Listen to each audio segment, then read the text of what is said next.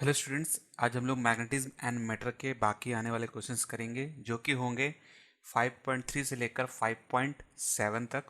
और इस वीडियो में हम लोग वो क्वेश्चंस करने वाले हैं जिसमें हम लोग टॉर्क के बारे में और मैग्नेटिक मोमेंट के बारे में समझेंगे कि अगर किसी मैग्नेट को यूनिफॉर्म मैग्नेटिक फील्ड पे अगर रखा जाए तो उस पे जो टॉर्क प्रोड्यूस होगा और उसका जो मैग्नेटिक मूवमेंट उसको जो मिलेगा वो कैसे निकाला जाएगा। ये टोटल हम लोग इन 5 क्वेश्चंस में इनके बारे में देखेंगे। ठीक है, तो बिना देरी किए चलिए चालू करते हैं अपने इस वीडियो को। तो अगर आपको टॉर्क या फिर मैग्नेटिक मूवमेंट के बारे में ज़्यादा कुछ नहीं मालूम है तो सबसे पहले आप थियोरेटिकल पार्ट को देख लीजिएगा, क्योंकि हम लोग डायरेक्टली फॉर्मूले का यूज़ करके आंसर्स को निकालने वाले हैं। तो हो सकता है कि आपको शायद डाउट आए। तो अगर आपको ऐसा लग रहा है कि मुझे थियोरेटिकल पार्ट अच्छे से नहीं मालूम है तो पहले आप थियोरेटिकल पार्ट को देख लीजिएगा, वो उसके लिंक्स मैं आपको ऊपर आई बटन में दे दूंगा। ठीक है, तो चलिए चालू करते हैं अपने इस वीडियो को। सबसे पहला हमारा क्वेश्चन है 5.3। लिखा हुआ है ए short bar magnet place with it axis at 30 degree with a uniform external magnetic field of 0.25 Tesla.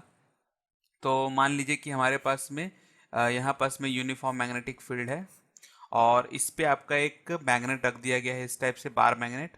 ठीक है, जिसका एंगल 30 डिग्री यहाँ पास में बन रहा है। अब वो जो मैग्नेटिक एक्सपीरियंस से टॉर्क जो मिल रहा है उसको, वो है 4.5 × 10⁻²2 जूल। ठीक है, वैसे जनरली इसको न्यूटन मीटर के नाम से इसका जो यूनिट है वो न्यूटन मीटर पे रखा जाता है, पर बहुत लोग इसको न्यूटन मीटर की जगह फोर्स इंटू डिस्प्लेसमेंट है ये आपका, तो इसको जूल में भी लिखते हैं। ठीक है, क्योंकि न्यूटन मीटर आपका जो है वो वर्क बन जाता है, वर्क का यूनिट जूल होता है, तो बहुत लोग इसको ऐसे भी लिखते हैं, पर जनरली इसको न्यूटन मीटर ही लिखना चाहिए, क्योंकि ऐसा यूनिट टॉर्क का जो होता है वो न्यूटन मीटर होता है। ठीक है, ओके।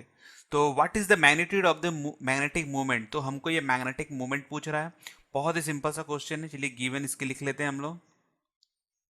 तो गिवन में हमको क्या क्या दे दिया गया है, सबसे पहले एंगल दे दिया गया है, फिर उसके बाद क्या दे दिया, यूनिफॉर्म एक्सटर्नल मैग्नेटिक फील्ड दे दिया गया है, मतलब बी दे दिया गया है। कितना दिया है, 0.25 टेस्ला।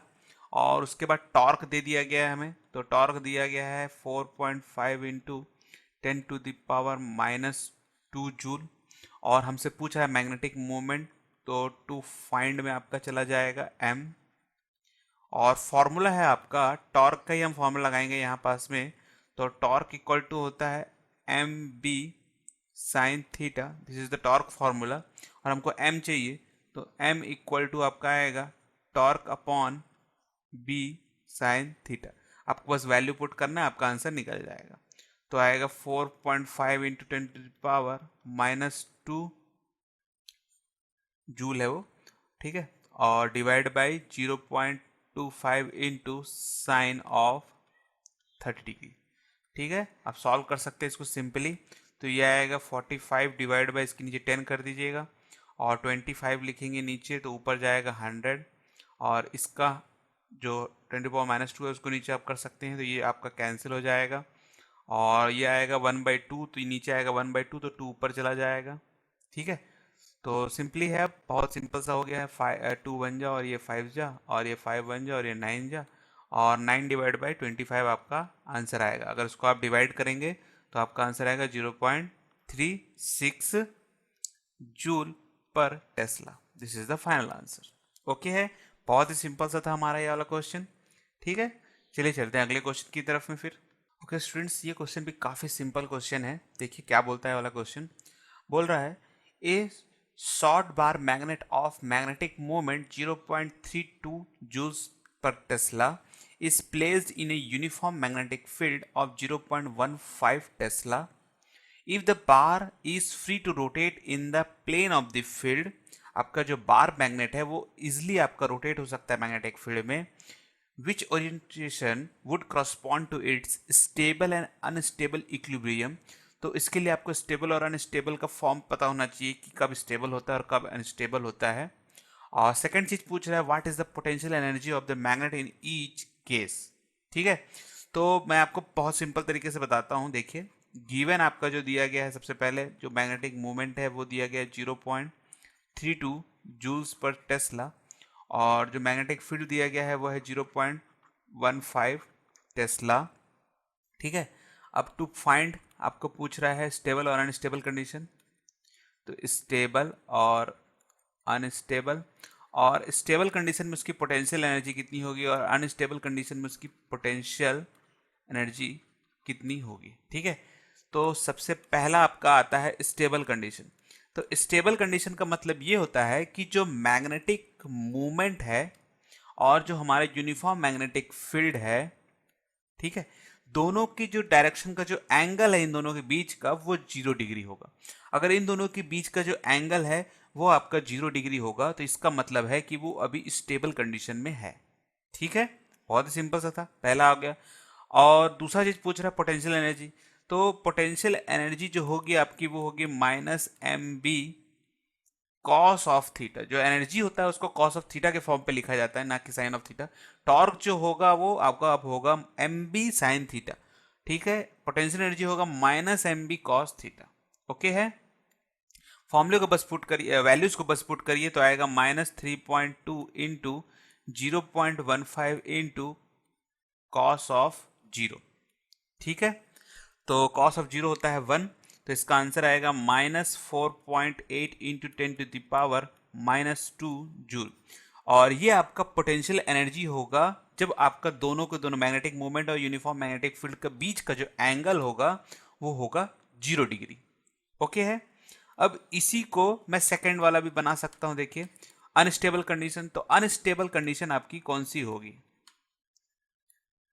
अनस्टेबल कंडीशन का मतलब मैग्नेटिक मूवमेंट और जो फील्ड है उसके बीच का जो एंगल है वो होगा 180 डिग्री। इसको बोलते हैं अनस्टेबल कंडीशन। ठीक है, और जो आपका पोटेंशियल एनर्जी है वो होगा -mb cos of theta. Same formula, value को पुट करिए तो आएगा 3.2 into 0.15 into cos of 180 degree. ठीक है, और इसका आंसर कितना होगा? तो ये आएगा 3.2 into 0.15 into -1। Minus minus cancel हो जाएगा और आंसर सेम टू सेम आएगा, बस पॉजिटिव में आएगा। ठीक है, तो इससे एक चीज हमको और पता चला कि ये आपका जो 1 है और ये आपका -1 है, तो मिनिमम पोटेंशियल एनर्जी आपका इतना तक जा सकता है और मैक्सिमम पोटेंशियल एनर्जी आपका इतना तक जा सकता है। एक चीज हमको यहाँ पास में ये भी मिल गया। ठीक है, तो this is the potential energy formula and this is the potential energy formula again, but इसकी जो वैल्यू है वो माइनस में आएगी और इसकी वैल्यू पॉजिटिव में आएगी। Stable condition is when the magnetic movement and the magnetic field is parallel to each other, and when the unstable condition means the magnetic movement and the magnetic field direction is anti parallel। Anti parallel नहीं बोलेंगे, actually में ये भी parallel ही है। Anti parallel तो गलत हो जाएगा वर्ड, पैरेलल है but the direction is reverse. ठीक है, जो डायरेक्शन है आपका वो होगा उल्टा। ठीक है, रिवर्स डायरेक्शन में रहेगा और इसकी डायरेक्शन जो रहेगी वो आपकी सेम डायरेक्शन में रहने वाली है। ओके है, ठीक है, चलिए चलते हैं अगले क्वेश्चन की तरफ फिर। ओके स्टूडेंट्स, तो ये क्वेश्चन भी काफी इजी क्वेश्चन है। लिखा हुआ है a closely wound solenoid of 800 turns and area of cross section 2.5 into 10⁻⁻4 metre square carrying a current of 3 ampere. तो आपका एक सोलोनाइड है जो कि 800 टर्न्स का है और उसका एरिया ऑफ क्रॉस सेक्शन जो है वो 2.5 10⁻⁻4 मीटर स्क्वायर है और उस वायर में से जो करंट फ्लो हो रहा है वो 3 एम्पियर का हो रहा है। पूछ रहा है explain the sense in which the solenoid act like a bar magnet. तो आपका ये बार मैग्नेट जैसे बिहेव करेगा कि नहीं करेगा ये हमको पूछ रहा है। सेकंड चीज पूछ रहा है what is it associated magnetic movement. तो हमको ये मैग्नेटिक मूवमेंट भी पूछ रहा है, बहुत ही सिंपल सा है। देखिए, तो इसकी गिवन में लिख लेता हूँ। तो गिवन में आपका दे दिया है capital N equal to 800 turns. ठीक है, फिर उसके बाद दे दिया है एरिया। तो एरिया आपको दे दिया गया है 2.5 इंटू 10⁻⁻4 मीटर स्क्वायर और करंट जो फ्लो हो रहा है वो है 3 एम्पियर का और जो फाइंड करना है हमको वो है मैग्नेटिक मूवमेंट। फॉर्मूला बनेगा बहुत ही सिंपल सा, NIA, सिंपल सा है एकदम। तो ये आएगा 800 इंटू 3 इंटू 2.5 इंटू 10⁻⁻4। ठीक है, और जब आप इसको सॉल्व करेंगे तो आपका आंसर आएगा 0.6 जूल पर टेस्ला। ठीक है, इसमें से पहला वाला जो चीज पूछ रहा था, तो वो पूछ रहा था कि sense in which the solenoid act like a bar magnet. तो मैं आपको बता दूं कि जो एक्चुअल में जो हमारा बार मैग्नेट होता है वो आपका करंट कैरिंग कॉइल ही होता है, करंट कैरिंग कॉइल। ठीक है, और इसके जो डाइपोल्स है ऐसे सीधा होने के कारण ये एज ए बार मैग्नेट जैसे बिहेव करता है, और इसका जो आपका मैग्नेटिक फील्ड होता है वो इस टाइप से रहता है। और आपने सोलोनाइड अगर देखा होगा तो सोलोनाइड कभी इसकी करंट के ऊपर डिपेंड करता है कि इसकी डायरेक्शन किस साइड में जाने वाली है, पर इसका जो मैग्नेटिक फील्ड बनता है वो भी आपका कुछ ऐसा ही बनता है, देखिए इस टाइप से।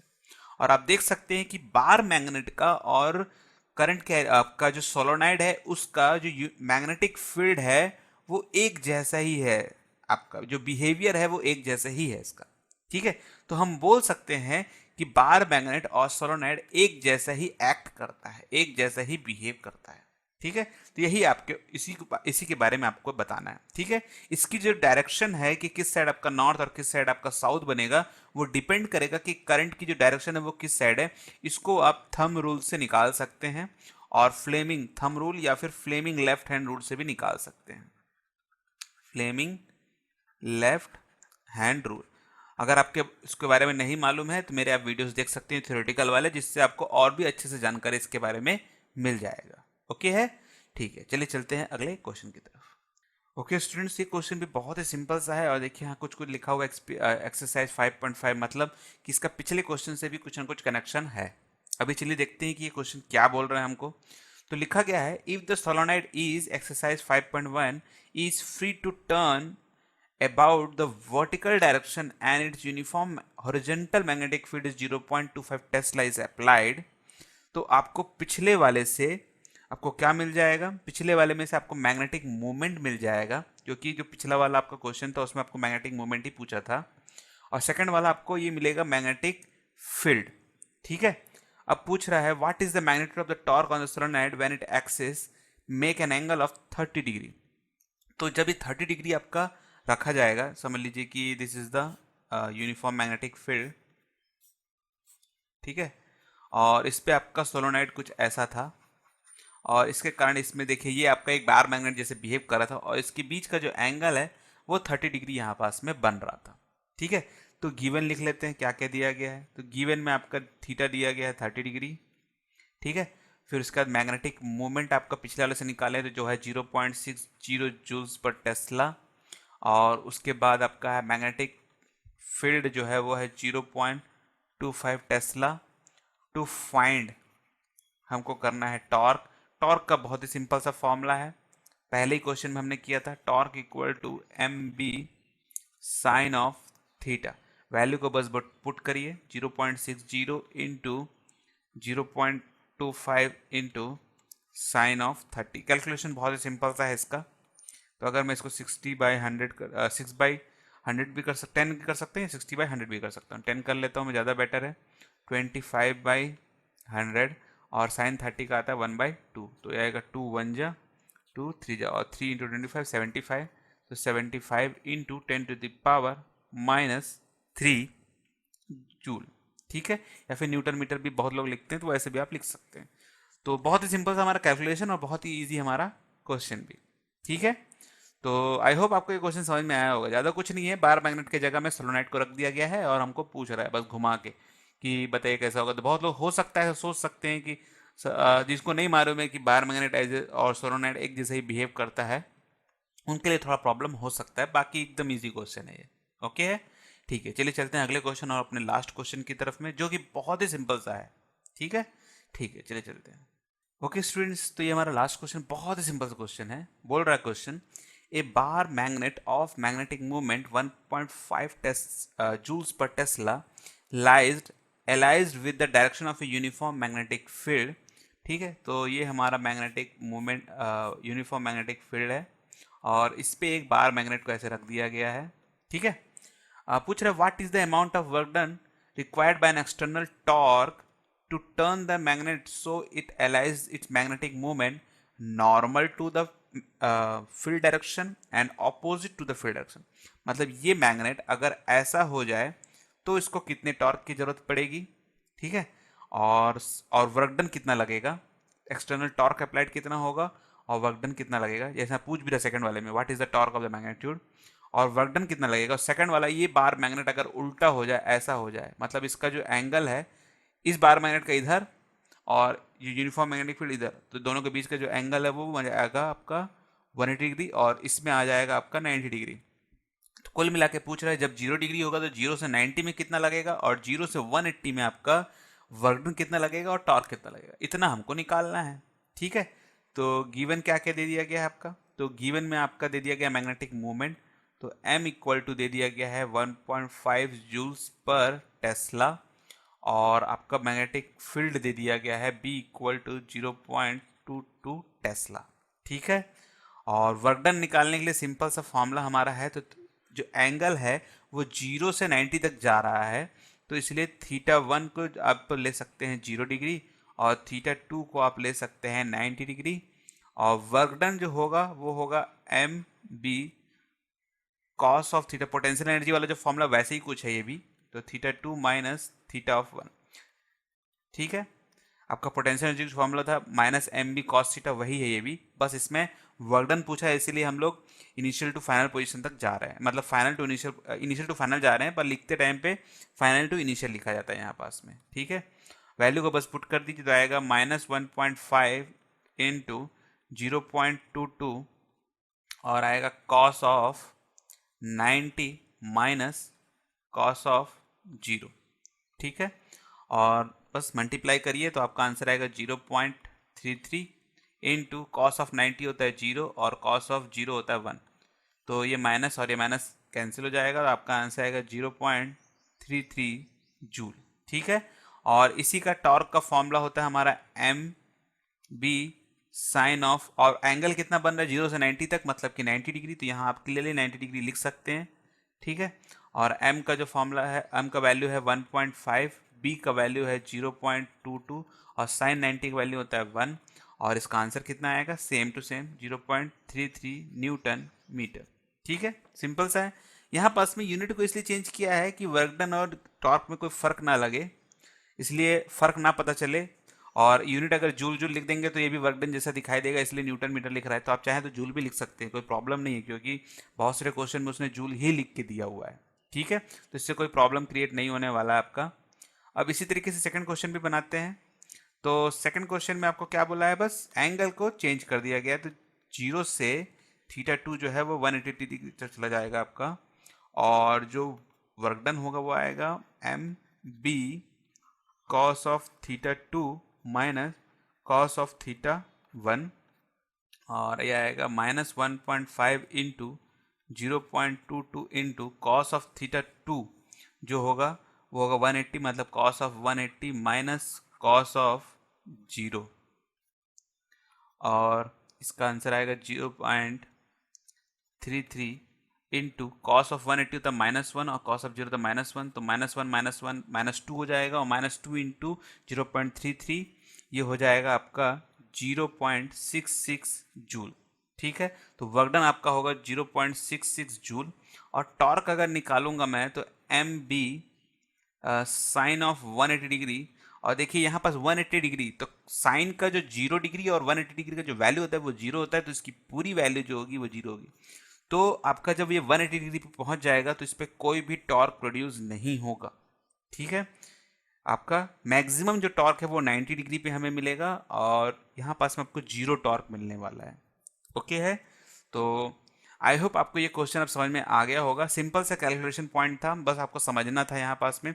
इसके ऊपर में एक डेरिवेशन भी है, जो टॉर्क वाला मेरा वीडियो है उसको आप देख लेंगे अगर इस चैप्टर का, तो आपको क्लियरली इन क्वेश्चंस के बारे में समझ में आ जाएगा। ठीक है, तो ठीक है, इस वीडियो को यहीं क्लोज करते हैं। आई होप ये वीडियो आपको पसंद आया होगा और इसके सारे क्वेश्चंस आपको समझ में आए होंगे। अगर आपको ये वीडियो पसंद और आपको ऐसा लगता है कि ये वीडियो बाकी तक पहुंचना चाहिए तो इसे लाइक और शेयर जरूर कर दीजिएगा, और हमारे चैनल से आपको अगर बेनिफिट मिल रहा है तो हमारे चैनल को सब्सक्राइब करना बिल्कुल भी ना भूलें। Thank you for joining this video, आपका दिन शुभ रहे। थैंक यू, मिलते हैं नेक्स्ट वीडियो में।